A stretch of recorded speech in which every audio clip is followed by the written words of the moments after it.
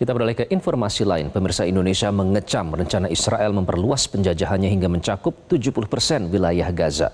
Langkah itu merupakan tindakan ilegal yang bertentangan dengan upaya mewujudkan perdamaian serta solusi dua negara bagi Palestina.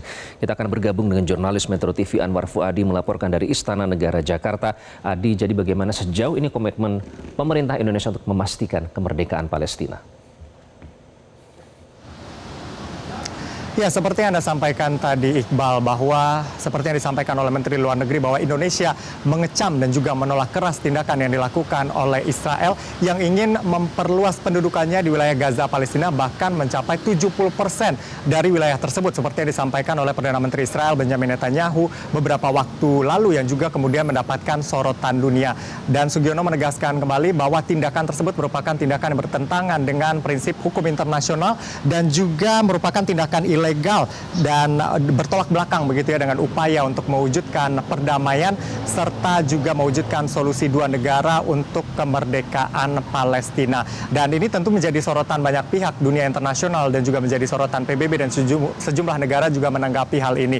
Sugiono juga mengatakan bahwa permasalahan ini juga menjadi salah satu poin strategis yang dibahas begitu dalam pertemuan antara Presiden Prabowo Subianto dengan Menteri Luar Negeri Turki yaitu Hakan Fidan di Hambalang, Bogor, Jawa Barat pada hari Rabu lalu. Kedua negara kembali menegaskan komitmennya untuk memperjuangkan kemerdekaan Palestina dan juga untuk memperjuangkan keadilan bagi masyarakat Palestina. Ditambahkan juga oleh Sugiono bahwa Indonesia akan terus hadir begitu dalam mengadvokasi kemerdekaan untuk masyarakat Palestina ini. Dan salah satu yang menjadi sorotan juga dari Indonesia seperti yang disampaikan oleh Sugiono adalah konflik yang terjadi di Timur Tengah, khususnya yang terjadi di Iran ini sedikit banyak mengalihkan fokus dunia untuk memperjuangkan kemerdekaan Gaza. Dan Indonesia ingin kembali menyerukan begitu ya agar perhatian global kembali fokus kepada perjuangan masyarakat Palestina, khususnya masyarakat Palestina yang ada di Gaza sehingga mereka bisa mendapatkan kemerdekaan melalui two-state solution atau solusi dua negara. Selengkapnya kita simak terlebih dahulu.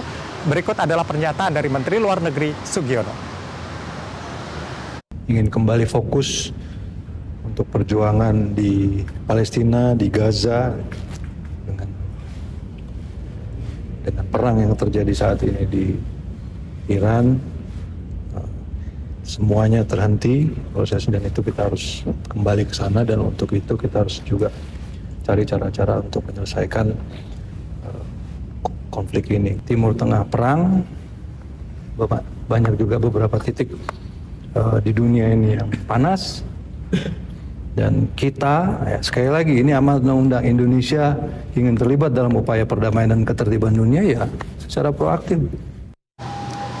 Ya Iqbal, masa depan Gaza ini kembali menjadi sorotan begitu ya di tengah pernyataan yang disampaikan oleh Benjamin Netanyahu yang ingin memperluas kekuasaannya terhadap wilayah Gaza begitu. Dan kita tahu juga Benjamin Netanyahu ini mengatakan bahwa saat ini negaranya sudah menguasai kurang lebih 60% dari wilayah tersebut dan akan secara bertahap memperluas pendudukannya di wilayah tersebut. Bahkan untuk tahap pertama katanya mencapai 70% ini kemudian yang mendapatkan reaksi dari dunia. Dan ini tindakan kesewenang-wenangan, tindakan yang melanggar prinsip hukum internasional ini berulang kali dan terus dilakukan oleh pihak Israel dan ini tentu juga mendapatkan kecaman dari berbagai pihak.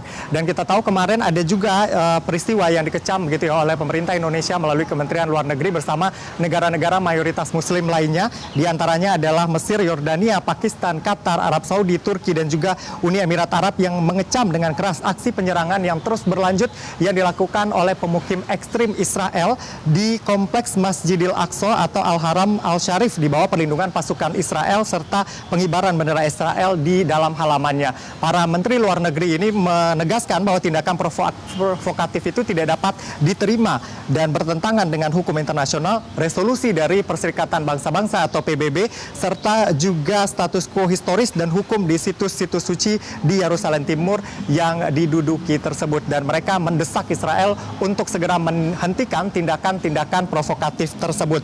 para menteri luar negeri juga menegaskan bahwa seluruh area Masjid Al-Aqsa, yaitu seluas 144 dunam, yang mana satu dunam ini kurang lebih setara dengan 1000 meter persegi, merupakan tempat ibadah yang khusus bagi umat muslim. Dan juga mereka mendesak agar Israel menghentikan praktik-praktik provokatif tersebut. Dan juga yang kembali ditegaskan oleh negara-negara muslim ini adalah bagaimana solidaritas mereka, bagaimana komitmen mereka untuk bersama-sama mewujudkan kemerdekaan Palestina. Dan juga mereka teguh mewujudkan hak-hak nasional mereka yang sah dan tidak dapat dicabut. Lalu kemudian utamanya berkaitan dengan menentukan nasib sendiri dan perwujudan negara Palestina yang merdeka dan berdaulat berdasarkan garis batas 1967. Ini yang perlu digarisbawahi, garis batas tahun 1967 dengan Yerusalem Timur sebagai ibu kotanya. Dan tentu Indonesia juga punya kepentingan di sini. Kalau kita lihat begitu, ini sudah menjadi amanah dari Undang-Undang Dasar Negara Republik Indonesia tahun 1945, yang mana Indonesia ini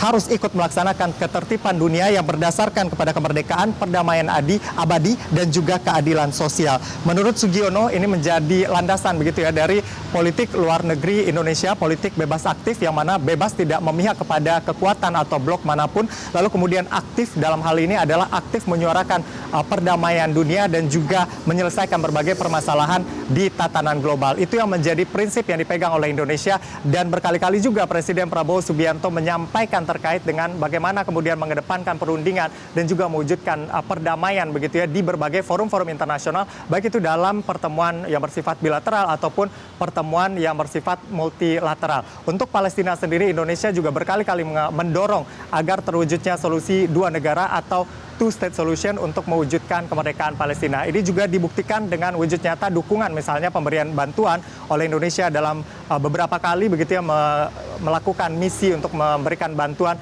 dengan memanfaatkan kanal-kanal diplomasi, misalnya bekerjasama dengan Yordania untuk airdrop bantuan agar bisa dirasakan oleh masyarakat Gaza Palestina. Dan itu adalah satu dari sekian banyak upaya atau tindakan konkret dari Indonesia untuk bisa mewujudkan kemerdekaan Palestina, karena ini menjadi amanat dari undang-undang juga, dan juga tentunya ini melihat bagaimana penderitaan masyarakat di Gaza Palestina yang terus berlanjut hingga hari ini. Kita akan lihat nanti langkah-langkah selanjutnya. Untuk sementara demikian, kembali ke studio Iqbal.